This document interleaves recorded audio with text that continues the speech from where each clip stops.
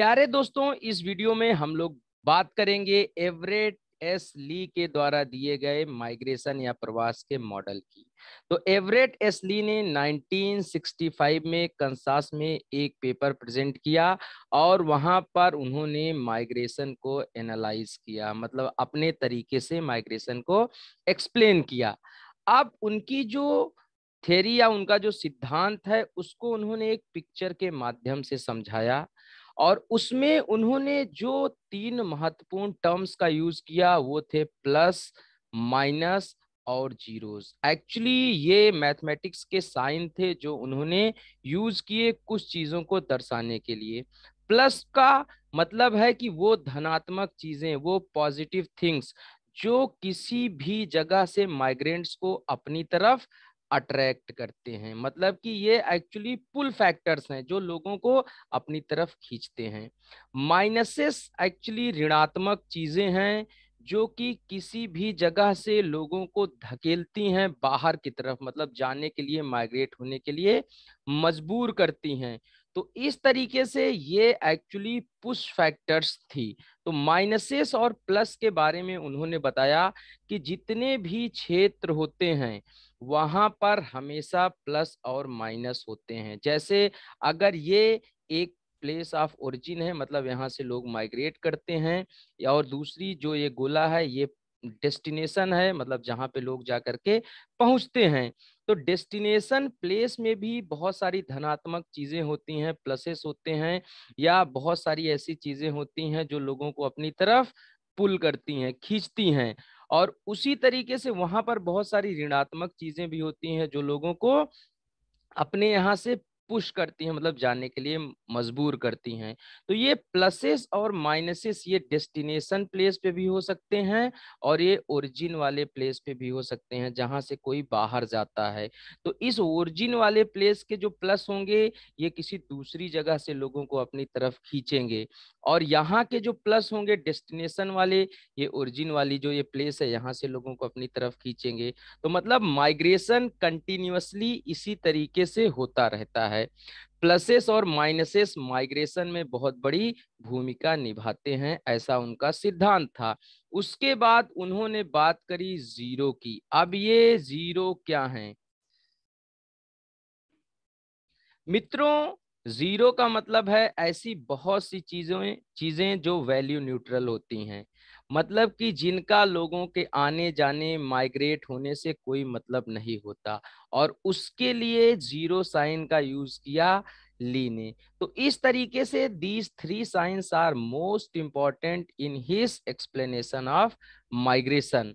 तो प्लस आपके ऐसी चीजें हो गई जो लोगों को क्या करती हैं, खींचती हैं अपनी तरफ, लोगों को पुल करती हैं, जैसे कि medical facilities, various services, education, infrastructure, employment, ये सब प्लसेस हैं जो लोगों को अपनी तरफ अट्रैक्ट करते हैं। माइनस का मतलब ऐसी चीजें जो लोगों को किसी भी क्षेत्र से जाने के लिए मजबूर करती हैं। तो जैसे किसी भी जगह पर अब लैक ऑफ एम्प्लॉयमेंट होगा तो लोग वहां से भागेंगे। इन्वायरमेंटल पोल्यूशन हो गया, पानी नहीं है, कॉन्फ्लिक्ट्स हो रहे हैं, वहां पर लड़ाई झगड़े हो रहे हैं, तो लोग वहां से भाग जाते हैं। जीरो मतलब ऐसी चीजें होती हैं जो इन सारी चीजों से रिलेटेड नहीं होती हैं। तो मित्रों, जब उन्होंने इन सारी चीजों को बताई तो उसके साथ उन्होंने चर्चा किया कुछ इंटरवीनिंग ऑब्स्टेकल्स की, या कुछ बीच में आने वाली दुविधाओं की। तो बीच में आने वाली दुविधा का मतलब ये है कि जब भी किसी दो जगह के बीच में माइग्रेशन होता है तो कुछ चीजें होती हैं जो माइग्रेशन कितना होगा ये निर्धारित करती हैं। तो एक्चुअली जैसे उन्होंने बताया कि डिस्टेंस एक बहुत ही बड़ा इंटरवीनिंग ऑब्स्टेकल है, बीच में पड़ने वाली एक बहुत बड़ी दुविधा है। अगर दो स्थानों के बीच में डिस्टेंस ज्यादा है तो जो रेट ऑफ माइग्रेशन होगा, प्रवास करने की दर होगी, वो हमेशा कम होगी। और अगर डिस्टेंस कम है तो प्रवास दो जगहों के बीच में ज्यादा होगा। तो डिस्टेंस बहुत बड़ा डिटरमाइनर होता है माइग्रेशन में। उसके साथ खाली डिस्टेंस ही नहीं, जैसे मान लीजिए कोई फिजिकल बैरियर आ जाए इन दो प्लेसेस के बीच में, कोई रिवर हो गई या कोई माउंटेन आ गया, तो वो भी बीच की एक इंटरवीनिंग ऑब्स्टेकल होगा। उसके साथ मान लीजिए दो जगहों के बीच में रास्ता नहीं है, प्रॉपर कम्युनिकेशन चैनल डेवलप नहीं है, तो वो भी एक ऑब्स्टेकल होगा। तो इंटरवीनिंग ऑब्स्टेकल का मतलब ये होता है कि जो दो जगहों के बीच में दुविधाएं आती हैं। जैसे कि मान लो किसी शहर से, अभी दिल्ली से हैदराबाद जाना हो और कम्युनिकेशन चैनल्स ज़्यादा डेवलप ना हो, तो जाहिर सी बात है दिल्ली से हैदराबाद बहुत कम लोग जाएंगे। और अगर दिल्ली से मुंबई जाना हो तो मुंबई के बीच में अगर अच्छे से कम्युनिकेशन चैनल डेवलप है तो मुंबई लोग ज़्यादा जाना प्रीफर करेंगे। खैर ये एक एग्जाम्पल था। तो इस तरीके से उन्होंने प्लस माइनसेस के साथ ही पुश और पुल फैक्टर्स की चर्चा करी। तो आइए अब देखते हैं कि जो उन्होंने पुश और पुल फैक्टर्स बताए वो क्या क्या हो सकते हैं। पुश का मतलब है कि जो चीजें धकेलती हैं, नकारात्मक चीजें, ऋणात्मक चीजें होती हैं। पुल का मतलब जो चीजें हमेशा लोगों को अपनी तरफ अट्रैक्ट करती हैं।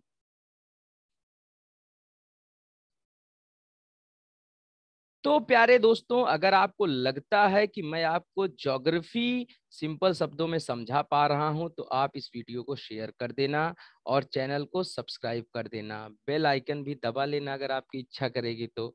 ओके, तो मैं बात कर रहा था पुश और पुल फैक्टर्स के बारे में। तो दोस्तों अब आप यहाँ पर आराम से देख करके समझ सकते हैं कि जो पुश और पुल फैक्टर्स हैं वो क्या क्या हैं।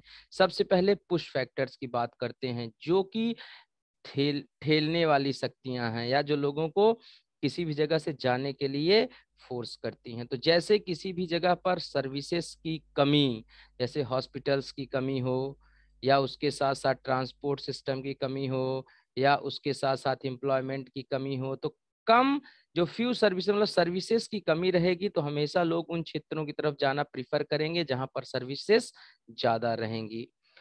उसी तरीके से एम्प्लॉयमेंट, नौकरी जहां भाई ज्यादा रहेगी वहां ज्यादा लोग जाएंगे। तो लैक ऑफ एम्प्लॉयमेंट, कम जहां नौकरी रहेगी वहां से लोग भागेंगे, ये पुश करेगा लोगों को। अच्छी लाइफ नहीं रहेगी, मतलब जैसे कॉन्फ्लिक्टेड जोन वगैरह हो सकते हैं, या किसी भी जगह पर खाने की पीने की चीजें नहीं हैं, असुविधाएं हैं, अनहैप्पी लाइफ है, तो लोग वहां से भागना प्रिफर करेंगे। उसी तरीके से पुअर ट्रांसपोर्टेशन लिंक, वही मैंने पहले ही बताया कि अगर अच्छे से रोड और सुविधाओं का विकास नहीं होगा तो लोग वहां से जाना प्रिफर करेंगे। नेचुरल डिजास्टर्स, प्राकृतिक जो है वो कारक में आ जाता है। ये नेचुरल डिजास्टर का मतलब जो आपदाएं हैं, जैसे जहां पर ज्यादा लैंडस्लाइड होती है, जहां पर ज्यादा अर्थक्वेक आते हैं, वहां से लोग भाग करके सेफ जोन की तरफ जाना प्रीफर करते हैं। वैसे ही जहां वार वगैरह होते हैं, आप देख ही रहे हैं सीरिया वगैरह में कैसी सिचुएशन है। ठीक है, अभी तालिबान का क्राइसिस आपने देखा ही था कि वहाँ मतलब अफगानिस्तान के क्राइसिस में तालिबान के जब लोगों ने कुल मिलाकर के वहां पर उपद्रव करना कहीं कहीं पर शुरू कर दिया तो लोग भाग भाग करके दूसरी जगहों पर पहुंचना शुरू कर दिए। वैसे ही जब खाने की कमी हो जाती है, शॉर्टेज ऑफ फूड हो जाता है, तो वहां से भी लोग भागना पसंद करते हैं। तो ये सारे हैं पुश फैक्टर्स। और पुल फैक्टर का मतलब जो चीजें अट्रैक्ट करती हैं, जैसे जहां पर जितनी सर्विसेज का एक्सेस रहेगा वहां पर लोग ज्यादा आएंगे। शहरों में लोग क्यों भाग करके आते हैं? क्योंकि वहाँ हॉस्पिटल्स होते हैं, क्योंकि वहाँ एयरपोर्ट्स होते हैं, रेलवे सुविधाएं होती हैं, मेट्रोज होते हैं, एजुकेशनल इंस्टीट्यूशंस होते हैं।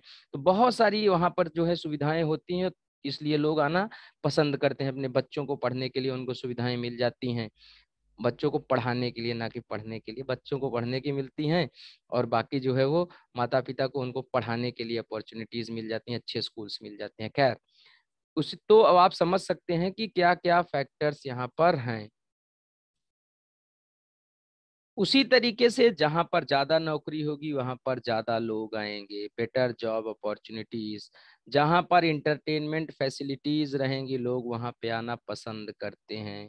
जहां पर ट्रांसपोर्टेशन लिंक अच्छा होता है, परिवहन की सुविधाएं अच्छी होती हैं, वहां लोग आना पसंद करते हैं।